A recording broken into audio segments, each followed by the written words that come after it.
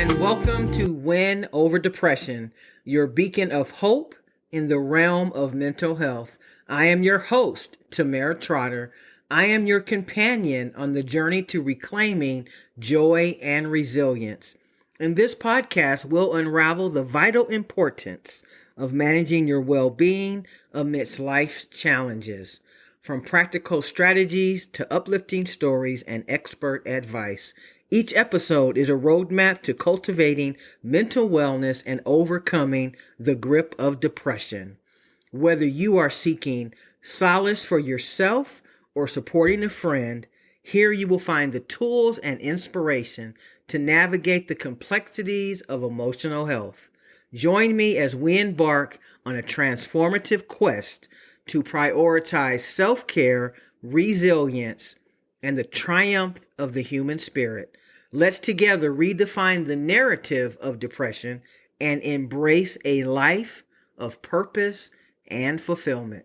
Today, we'll be talking about why depression is so prevalent and why people commit suicide. Depression is prevalent for several interconnected reasons.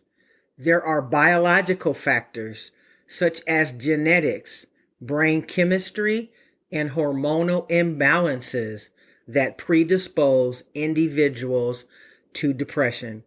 Certain genes and neurotransmitters play a role in regulating mood, and alterations in these systems can increase the risk of developing depression. So if you have a close family member, someone in your immediate family that has been diagnosed or who has suffered with depression or mental illness, then you are automatically predisposed to this condition, which means it's through no fault of your own that you may need to learn more about how to overcome mental illness in your life. Another reason why depression and mental illness is so prevalent in the world is also due to psychological factors like trauma, stress, low self-esteem, and negative thinking patterns. These patterns contribute to the onset and persistence of depression. Traumatic experiences, especially during childhood, can have long-lasting effects on mental health. So think back on your childhood. It should have been a positive experience where you were learning, growing, and experiencing the world. But if something happened to you of a traumatic nature, that could be the reason that you may be feeling inadequate and have low self-esteem. So think back to your childhood and think about whether or not there was something that happened that maybe you suppressed or maybe you kept to yourself. There's absolutely nothing wrong with seeking therapy or getting some help for these thoughts and feelings. There are also social and environmental factors, which include poverty, unemployment, loneliness, social isolation, and a lack of social support. Living in environments with high levels of stress or adversity can increase the likelihood of experiencing depression. And you probably had absolutely no way of getting out of a living situation, especially when you were a child. So you owe it to yourself to take the necessary steps to get better. There are also lifestyle factors, which include a poor diet, lack of exercise, substance abuse, and inadequate sleep. You'd be very surprised how important getting 6 to 9 hours of sleep every single night is essential, because these factors can also affect brain function, mood regulation, and overall well-being. So when it comes to delving into the reason that mental health is so prevalent, we need to really look at the past in order to help us determine the future. Oftentimes, mental illness was never discussed in families. That is true today. And because we don't talk about it, it continues to be a silent disease. And there are also cultural and societal influences that affect mental health. And the stigma surrounding mental health is what is impacting the prevalence of depression. There may be also a lack of awareness or understanding of mental health issues, which leads to underreporting and undertreatment of depression. As a matter of fact, mental health in general is the most undertreated condition in the entire world. In addition to that, the lifestyle that you live in terms of the modern lifestyle, living in a fast-paced environment, can contribute to feelings of stress, overwhelm, and disconnection. Technology and social media can also play a role in exacerbating feelings of loneliness and inadequacy. In addition to that, it's so important that we are aware of what our children are doing, who is influencing them, and who their friends are. Children are committing suicide in record numbers, and children as young as 8 years old are committing suicide because they are being bullied in school. In addition to that, other factors include a lack of access to mental health care, which includes financial barriers, the shortage of mental health professionals, and this is what is preventing individuals from receiving timely and adequate treatment for depression. So if you or someone you know can relate to any of these factors, you should be getting some type of help and letting your family or friends know exactly how you're feeling. And that is why Win Over Depression is in existence, in order to reduce the stigma surrounding mental health and to encourage people that having a mental health diagnosis is not a life sentence, and you can actually lead a very fulfilling life if you seek help, get medication for treatment if it's needed, and follow the instructions of a physician. I cannot stress enough how important it is for you to be proactive in your quest and your fight to overcome the symptoms and circumstances that have caused you to feel like you are sinking in quicksand, which is often how people who suffer from a mental health condition feel. Why are some people either susceptible to suicide or are more than likely to make attempts on their life? Not everyone has the ability to cope with mean people and the circumstances that they find themselves in. Suicide is a deeply complex issue, and the reasons behind it vary greatly from person to person. But some common factors are having a mental illness that is not being addressed, impaired judgment, and exacerbated feelings of hopelessness and despair. And it is a situation where you, every single day, have to figure out how to rise to the occasion, to continue living life to its fullest and doing the best that you can to survive. And most people aren't able to do that, and that is why they attempt suicide.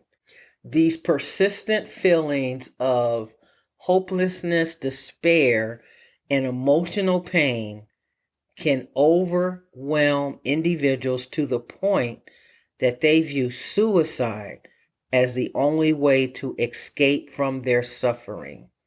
Many times, their minds have been made up and they have made a plan, and they are unrelenting when it comes to carrying out that plan. Sometimes there are warning signs, And sometimes it happens out of the blue, and the family and friends of that individual had no idea that that person even suffered from depression or had a mental health condition.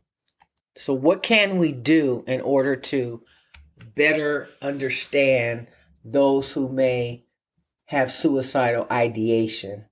One of the things that we can do is talk with them and find out where they see themselves in the next year, in the next 2 years, the next 5 years.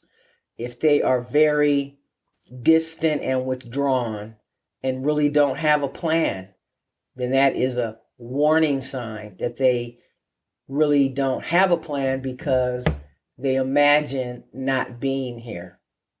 So whatever you can do to keep in touch with someone that you are concerned about, that you make it a point to check on them every day at different times, that you ask them to call and update you on. Oftentimes there are secrets that some of the closest friends of individuals don't even know about, and this can cause someone to be contemplating suicide. Unfortunately, over 800,000 people commit suicide every single year, which relates to one person every 50 seconds is committing suicide and ending their life. There are also some chronic pain and illness that may lead someone to want to take their life because of the severe pain, a terminal illness, and they want to just escape the suffering and preserve their dignity. If there is a history of suicide in the family of an individual, that family and everyone in that family is susceptible to having a mental health condition. So whatever you can do to keep your symptoms at bay and to help. I know that this is a very tough topic, but because May is Suicide Prevention and Awareness Month, I wanted to just get ahead of that by talking about what we can do during the month of May to support those mental health professionals who work day in and day out to find ways to reach others. So when we can do our part, meaning that be aware of the people around us and their behavior, that is going to help these mental health professionals figure out who they may need to treat and be able to reach them before it gets to the point of suicide. So if you are listening to this podcast and you are contemplating suicide, please do not take your life. Consider what other people will feel, even though you're feeling bad right now. By you taking your life, it's only going to add the stress, strain, and pain to another individual, and they will not understand why you took your life, and they will blame themselves. So if you can decide tonight to not take your life and reach out to your accountability coach or partner tomorrow, that is the best decision that you could possibly make right now. Even if you have to go back and listen to all 119 episodes of Win Over Depression to give you some hope and encouragement, for you to be able to see the light at the end of the tunnel, I encourage you to do that. I care about you. I want to see you thriving and surviving and managing your depression rather than giving up. Because remember, giving up is never an option. We must stay in the game of life because the storms of life cannot last always.